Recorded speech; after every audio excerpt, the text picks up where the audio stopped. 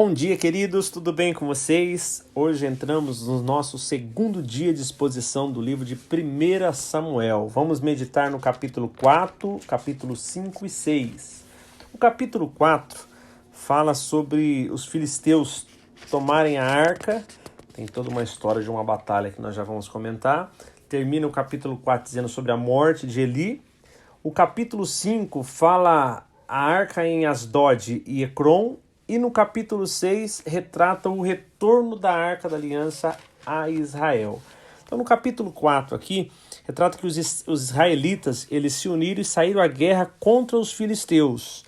E nessa primeira disputa, Israel foi derrotado e perderam cerca de 4.000 homens ali no campo de batalha. Após ter acontecido essa perda, as autoridades queriam saber do Senhor por que os filisteus os derrotaram. E aí alguém teve a brilhante ideia, falou, não, vamos lá em Siló, né, vamos buscar ali a Arca da Aliança, e se nós levarmos a arca conosco ali da presença do Senhor, nós vamos derrotar os filisteus. Então foram ali em Siló, pegaram a arca, e Ofni e Finéias, os filhos de Eli, acompanharam a arca ali junto com eles.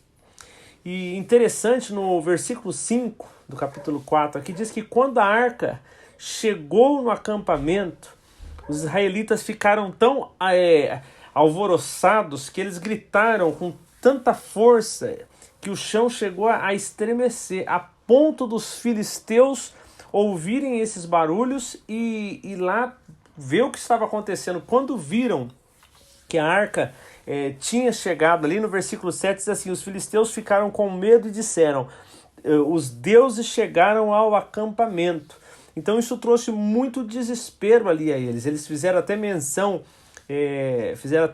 do Egito, né, falando que esses deuses, os que feriram os egípcios ali na parte B do versículo 8, são os deuses que feriram os egípcios com toda espécie de praga ali no deserto. Porém, no versículo 9, você percebe que os líderes dos filisteus animaram todos ali os soldados, que eles fossem fortes, que eles lutassem com muita garra para que eles não se tornassem escravos ali dos hebreus, assim como os hebreus já tinham sido escravos deles. Então eles intimaram que os homens lutassem ali pelas suas vidas.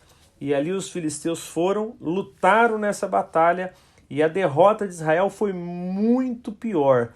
Nesse dia perderam 30.000 homens. A arca de Deus ali foi tomada pelos filisteus, e os dois filhos de Eli, Ofni e Finéias, que como já tinha sido predito pelo profeta e por Samuel, agora também profeta, eles morreram nessa batalha. Ainda no capítulo 4, agora do versículo 12 ao versículo 21, onde encerra o capítulo 4, conta que um benjamita, ele correu, né, vendo ali a derrota de Israel, que a arca tinha sido levada, ele correu ali até Siló, diz aqui no versículo 12 que ele estava com as roupas rasgadas, né, por conta da batalha e o desespero. Ele correu para levar notícia, e Eli estava ali sentado à beira do caminho, porque a preocupação de Eli era a questão da arca de Deus. Aqui diz que ele não estava preocupado com os filhos, né? Ele estava preocupado, no versículo 13, parte B, diz assim, ele estava preocupado, pois o seu coração temia pela arca de Deus. E ali Eli estava esperando. Quando chegou, Eli já estava cego, já era avançado de idade. Ele ouviu aquele alvoroço do homem que chegou com as notícias, e ele perguntou no versículo 14, diz assim, Eli ouviu os gritos e perguntou o que significa esse tumulto. Então o homem foi até Eli e falou para ele, né? Eli naquela época tinha 98 anos de idade, os seus olhos já não enxergava mais, e ele não conseguia ter percepção nenhuma com os olhos. Ele estava realmente cego, né, pelo desgaste da idade. E aqui também diz que ele estava assim muito acima do peso. Então ele estava numa situação ali que ele não conseguia mais acompanhar. Ele tinha que ficar em Siló o tempo todo. Então a batalha acontecendo, ele desesperado pela arca que foi junto, ele temia muito por isso. E quando esse homem chega, ele pergunta para ele, me diga o que aconteceu. E esse homem conta toda a derrota que Israel sofreu, né? No versículo 17 diz assim, que depois da pergunta de Eli, o mensageiro respondeu: Israel fugiu dos filisteus e houve uma grande matança entre os soldados, e dá notícia para ele que também os seus 2 filhos haviam morrido nessa batalha também, que a arca de Deus foi tomada. Assim que ele disse que a arca foi tomada, Eli estava sentado numa cadeira e ele caiu para trás, e pelo fato de ele estar muito acima do peso e já pela fragilidade de ser um homem bem velho, ele acabou quebrando o seu pescoço e morreu ali mesmo, na hora que ele recebeu a notícia, ele morreu. Aqui conta que ele, durante 40 anos, foi o tempo que ele liderou ali Israel, total meio parecido com muitos outros juízes, né? Inclusive com os reis, esse período de 40 anos, também foi o período que ele esteve sob a liderança de Israel. Naquele mesmo momento que houve essas informações, aqui no versículo 19, conta que a mulher de Finéias estava grávida, e assim que ouviu as informações e ela já estava próxima a dar à luz, ela entrou em trabalho de parto, e na hora que chegou a informação que tanto o marido quanto o sogro estavam mortos, ela entrou em trabalho de parto e não resistiu às muitas dores ali na hora do parto, e antes que ela morresse, foi dada a notícia que nasceu um filho, que era um filho homem, mas ela não conseguiu nem se emocionar com o nascimento do seu filho devido a tudo que havia acontecido. E ela temeu, porque a arca foi levada, o marido morreu, o sogro morreu, e agora ela estava numa situação difícil, e ela, antes que ela morresse, que ela não resistisse até a última dor e viesse a perecer naquele parto, ela ainda, no último fôlego ali, pediu que o nome do menino fosse Icabode, porque significava a glória de Deus, a glória de Deus foi embora, a glória de Israel se foi. Dependendo da versão, vai estar escrito dessas formas. E naquele momento ela morreu e o filho ficou com o nome A Glória de Deus se foi. Agora no capítulo 5, onde narra a arca em Asdod e Ecrom, nós vemos que assim que eles tomaram a arca e levaram ali de Ebenezer para Asdod, aconteceu um fato muito inusitado. Eles levaram ao templo deles, o deus principal ali dos filisteus se chamava Dagon, e eles colocaram a arca da aliança bem ao lado da estátua de Dagon. E quando foi pela manhã que chegaram ali os sacerdotes e entraram no templo, para surpresa dele, a estátua de Dagon estava caída com o rosto em terra diante da arca do Senhor. Literalmente, Dagon estava prostrado diante ali da arca, diante da presença do Senhor. Então eles levantaram Dagon, colocaram de volta no lugar dele certinho, e no versículo 4 diz que na manhã seguinte, quando eles foram ali logo pela madrugada, amanhecendo o dia, Dagon estava de novo caído, com o rosto em terra, só que diferente do dia anterior, agora tanto os seus braços quanto a sua cabeça estava separada do corpo. Então estava ali Dagon prostrado, porém sem braço e sem cabeça, porque se prostrou diante novamente da arca do Senhor.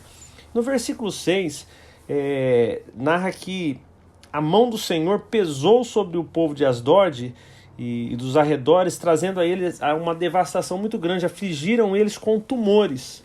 Então, o tumor começou a dar aquela epidemia de tumor nos homens ali da cidade. E quando eles viram o que estava acontecendo, eles entenderam que tudo isso vinha por conta da arca de Deus, da arca do Senhor ali de Israel que estava com eles. Então eles pegaram a arca e eles se reuniram ali e levaram essa arca agora para outro lugar. Falaram, essa arca não pode ficar aqui com a gente. Então levaram ela para Gate. Quando chegou na cidade de Gate, a mesma coisa que estava acontecendo com eles, a mão do Senhor pesou ali sobre os habitantes de Gate e aos arredores, e eles também foram afligidos por tumores, inclusive os velhos e os jovens, e esses tumores pegaram todos eles, e eles rapidamente pegaram essa arca da aliança e mandaram para Ecrom. Quando chegou ali em Ecrom, O povo já estava sabendo da história que aconteceu em Asdod, que aconteceu em Gate. Então agora o povo de Ecrón ficou desesperado, começaram a gritar: olha, vocês trouxeram a arca aqui somente para que nós venhamos morrer pelo peso da mão do Senhor sobre nós, que é acabar com o nosso povo. Então eles reuniram ali todos os governantes dos filisteus e disseram: olha, leva essa arca de Deus embora daqui, que ela volte para o lugar dela, ao contrário, todos nós morreremos, porque havia esse pânico e essa epidemia mortal. Uns não morriam com os tumores, mas havia muitos que estavam morrendo com esses tumores. Então assim foi um abalo muito grande para eles, após a arca ter sido capturada e levado para a terra dos filisteus ali. E aqueles que não morriam afligidos pelos tumores, que acabaram levantando ali um clamor, e esse clamor chegou até os céus. Agora no capítulo 6, fala sobre o retorno da arca a Israel. Começa dizendo aqui que havia já passado 7 meses que a arca estava ali no território dos filisteus. Então eles começaram agora, devido a toda essa epidemia e além dos tumores, eu esqueci de citar no capítulo 5 também, houve uma praga de ratos juntamente com isso também. Os ratos saíam ali dos navios, que geralmente era assim que vinham de outras regiões, e também houve essa praga. Então, devido a tudo que estava acontecendo, eles procuraram ali os sacerdotes, os adivinhos, e perguntaram para eles o que eles deveriam fazer, se eles deveriam mandar a arca de volta para o lugar dela, porque eles estavam desesperados com tudo que ocorriam. Então eles tiveram a resposta que se eles devolvessem a arca, ainda assim, se eles devolvessem e não mandassem de volta, e mandasse de volta só a arca, sem também enviar uma oferta pela culpa, então eles também não receberiam a cura, e não sairia de sobre eles ali o peso da mão do Senhor. Então eles ficaram assim: peraí, mas o que oferta nós devemos? Eles estavam tão desesperados pelo que estava acontecendo. Eles falaram: tudo bem, então a gente entende o conselho, a gente não deve mandar a sua arca, devemos mandar com uma oferta para que saia de sobre nós tudo isso que está ocorrendo. Mas que tipo de oferta? Qual oferta que nós devemos? Porque imagina o medo que eles estavam ainda de mandar uma oferta errada de repente e ainda não resolver o problema. Então, como o que estava atacando era ratos e os tumores, eles foram aconselhados ali de fazer 5 tumores de ouro e 5 ratos de ouro, de acordo com o número ali dos governantes filisteus, que eram 5. Então eles fizeram 5, pediram para fazer 5 tumores, 5 ratos, porque todos os 5 governantes, toda a região foi afligido com o mesmo problema. Então falou: vocês fazem essas imagens do que está assolando, né, e dê glória ao Deus de Israel. Talvez ele alivie a mão de sobre vocês e os seus deuses da terra. Aí eles voltam aqui no versículo 6 a mencionar os egípcios e Faraó. Vocês lembram lá como era obstinado ali Faraó, os egípcios, que eles só conseguiram entender o que estava acontecendo depois de ser tratados severamente. Só assim eles deixaram que os israelitas seguissem o seu caminho, só depois de ter sido tratado com muita severidade pelo Deus de Israel. Eles voltavam a lembrar as histórias do Egito ali, quando eles estavam falando sobre o Deus de Israel. Agora, a partir do versículo 7, eles começam agora a trazer a instrução de como eles deveriam fazer a devolução da arca. Vocês devem pegar uma carroça nova, vocês devem pegar 2 vacas que deram cria e sobre qual nunca tenha sido colocado um jugo. Vocês vão amarrar a carroça, vocês vão afastar os bezerros e colocar no curral, e vocês vão colocar a arca do Senhor sobre a carroça, e numa caixa ao lado vocês coloquem os objetos aí de ouro, os 5 tumores e os 5 ratos. E vocês enviem a carroça, solte ela, não coloque ninguém para puxar. Se acaso ela for para o próprio território, na direção de Bet-Semes, então nós vamos entender que foi o Senhor que trouxe essa desgraça sobre nós. Mas se de repente ela não for, ela tomar outro rumo e ela voltar para trás, ou não se mover do lugar, então saberemos que foi apenas uma coincidência, algo por acaso que ocorreu conosco. Então eles fizeram dessa forma, colocaram, né, as vacas presas na carroça, e ela seguiu assim como eles foram instruídos. No versículo 12 diz que as vacas foram diretamente para Bet-Semes, mantendo-se na estrada, e ela foi mugindo por todo o caminho, e não se desviaram para nenhum dos lados. E os governantes ali, os 5, foram seguindo, olhando ao longe ali para ver qual seria o destino, até ter certeza que ela chegou em Bet-Semes para confirmar que era a mão do Senhor que havia pesado sobre eles. E quando chegou ali, o povo de Bet-Semes estavam colhendo trigo ali no vale. Quando viram a arca, eles ficaram muito contentes, ficaram muito alegres, e a carroça chegou ali no campo de Josué, e ali parou perto de uma grande rocha. Então eles pegaram, cortaram as madeiras ali que foram usadas para fazer a carroça, pegaram as próprias vacas que a trouxeram e fizeram um holocausto ali com as madeiras e com as vacas e ofereceram ali como oferta ao Senhor. Os levitas tinham descido a arca ali, né, de cima, e colocado junto com aquela caixa com os objetos ali em cima da rocha. E naquele dia, todo o povo ali de Bet-Semes ofereceram outros holocaustos e sacrifício ao Senhor, e os 5 governantes voltaram, né, viram tudo isso e voltaram tranquilos agora para a cidade de Ecrom. No versículo 19 diz que o Senhor, contudo, feriu algum dos homens de Bet-Semes, matando ali 70 deles. Isso ocorreu porque eles fizeram o quê? Eles bisbilhotaram ali o que tinha dentro da arca.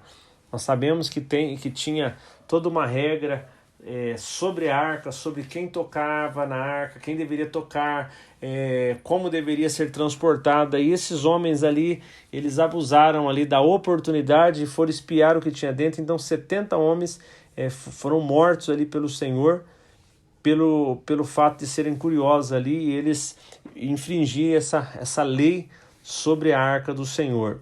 E por ter ocorrido isso, eles ficaram ali apavorados com a presença da arca, e no versículo 20, aqui parte B, diz assim: quem pode permanecer na presença do Senhor, esse Deus santo? E a quem enviaremos a arca para que ele se afaste de nós? Então eles enviaram ali mensageiros do povo, a Kiriat Jearim, falando para eles assim: olha, os filisteus já devolveram a arca do Senhor, então vocês devem vir aqui e levá-la para vocês. E no capítulo 7, versículo 1, só vamos mencionar o versículo 1 hoje, porque ele completa o que está no capítulo 6, diz que vieram, né, os homens de Kiriat Jearim vieram e levaram a arca do Senhor para a casa ali de Abinadab, na colina, e consagraram o seu filho Eleazar para guardar a arca do Senhor. Queridos, e finalizamos mais um dia, o segundo dia da meditação sobre o 1 Samuel, hoje foram os capítulos 4, 5, 6, e eu queria deixar para a meditação dos irmãos esse fato de ter morrido 70 homens ali porque eles bisbilhotaram dentro da arca, e nós vamos ver outro fato de pessoas morrendo em relação a tocar na arca lá para frente. E eu queria deixar com vocês a meditação sobre o jeito de Deus. Não adianta nós servirmos ao Senhor da maneira que nós achamos que deve ser o correto. Há uma forma, há um jeito de Deus. Nós temos a palavra do Senhor, por isso que é muito importante você que está participando desse grupo, você que medita na palavra do Senhor, que ouve, que guarda no coração, que aprende a manusear bem, a manejar bem a palavra do Senhor, porque existe um jeito de Deus. Você quer saber o que agrada ao Senhor? Está aqui nas Escrituras. Você quer saber o que faz com que você se torne um adorador? Está aqui na palavra do Senhor. Você quer saber qual que é a marca? Como você descobre que houve conversão? Nós temos aqui na palavra do Senhor. Então é muito importante você descobrir o jeito de Deus, como Ele quer ser adorado, como Ele deseja ser adorado, como Ele deseja ser servido, o que Ele tem preparado para aqueles que o amam, que o buscam, o que o Senhor tem preparado para aqueles que obedecem à tua vontade, às Escrituras. Então, o jeito de Deus está contido aqui na palavra, e esses homens perderam a vida porque eles decidiram fazer alguma coisa que parecia melhor, que parecia interessante a eles. Eles estavam ali apenas para saciar a sua curiosidade.